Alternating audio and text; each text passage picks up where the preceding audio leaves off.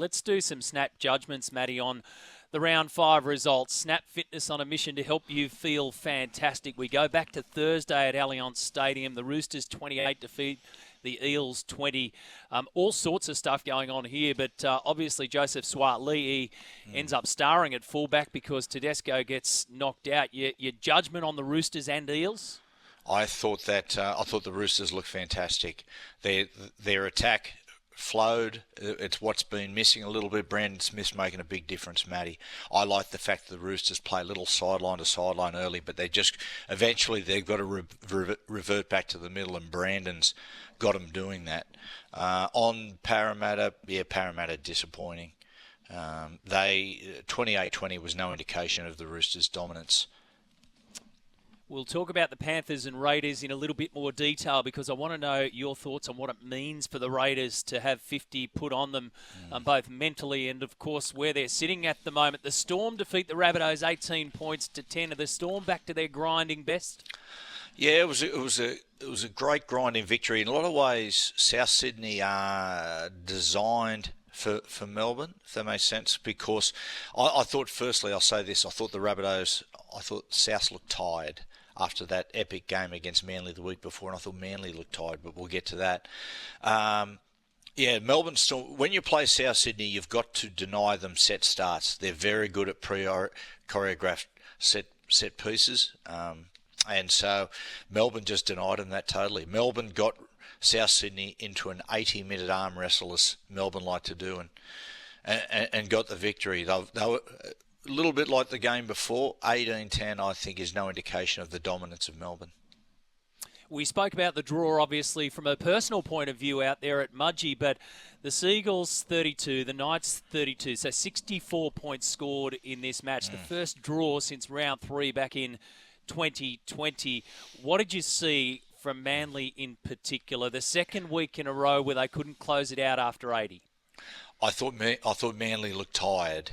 I thought they looked tired in the first couple of minutes, Matty. Even when they got 10-0 up, when you watched the game live at the ground, when there was the kick downfield, Manly had to get back behind the ball to get onside. There were 2 or 3 or 4 guys that weren't getting back to tackle 3 and 4, and they were fatiguing early.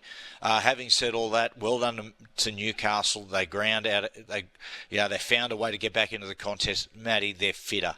There's one thing in rugby league that is a non-negotiable, and that is you've got to be physically hard and fit to give yourself a chance to make an impact in the competition. Last year, Newcastle decided to take a step back in their pre-season. This year, they took a leaf out of Toddy Payton's book the year before with the Cowboys and decided to pull out the whip, and they look good. They look good. Those type of games, and the one against the Tigers early in the season, against the poor old Tigers and the Raiders last year, they'd have lost those games.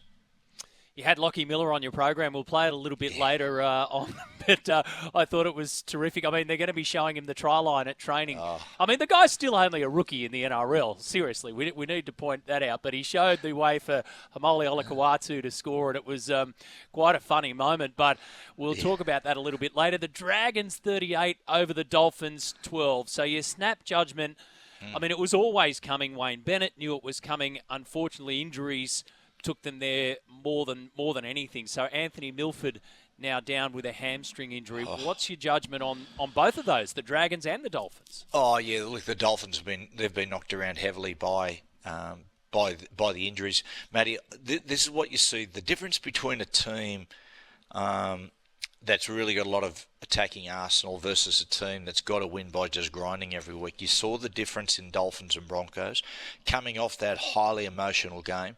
You just see the toll that game took on the Dolphins to get themselves in a position to almost beat the Broncos just by grinding, working.